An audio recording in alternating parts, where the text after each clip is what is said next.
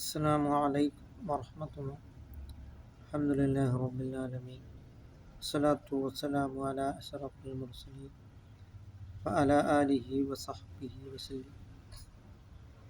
വിശുദ്ധമായ ഖുർആനിൽ ആദ്യമായി ഇറങ്ങിയ ആയത്ത് ഇഖ്റാ ബിസ്മി റബ്ബിക്കല്ലദീ ഖലഖ്. നബിയെ അങ്ങ് വായിക്കുക എന്നിങ്ങനെയുള്ളതായ ആയത്താണ്.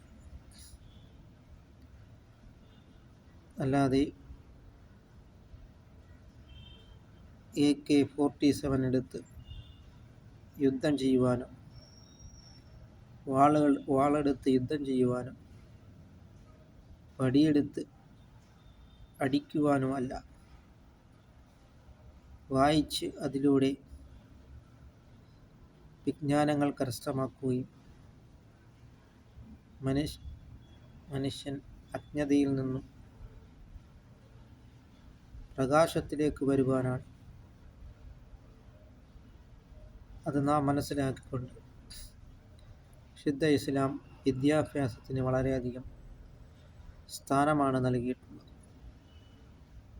അൽ ഇൽമു ഹയാത്തുൽ ഇസ്ലാം, വിജ്ഞാനമെന്നുള്ളത് ഇസ്ലാമിൻ്റെ ജീവനാഡി എന്നാണ് സയ്യിദുനാ മുഹമ്മദുർ റസൂലുള്ളാഹി സ്വല്ലല്ലാഹു അലൈഹി വസല്ലം തങ്ങൾ പറഞ്ഞിട്ടുള്ളത്.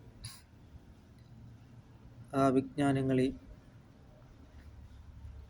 പ്രചരിപ്പിക്കുവാനും ഭൗതികവും ആത്മീയവുമായിട്ടുള്ള രണ്ട് വിദ്യാഭ്യാസങ്ങളും നേടിയെടുക്കുകയും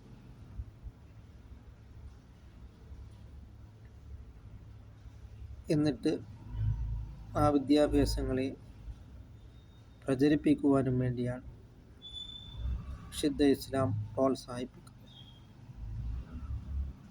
ചൈനയിലായിപ്പോയെങ്കിലും നീ വിജ്ഞാനത്തെ കരസ്ഥമാക്കണമെന്നാണ്.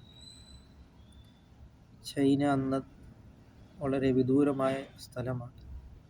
യാത്ര ചെയ്തു പോകാൻ വളരെ പ്രയാസമുള്ളതായ രാജ്യമായി. അങ്ങനെ നാം ധാരാളം വിജ്ഞാനങ്ങളെ നാം കരസ്ഥമാക്കുവാൻ നാം ശ്രമിക്കുക. അല്ലാഹു തആല നമുക്ക് നാഫിയായ ഇൽമിനെ അല്ലാഹു തആല പ്രദാനം ചെയ്യുമാറാകട്ടെ.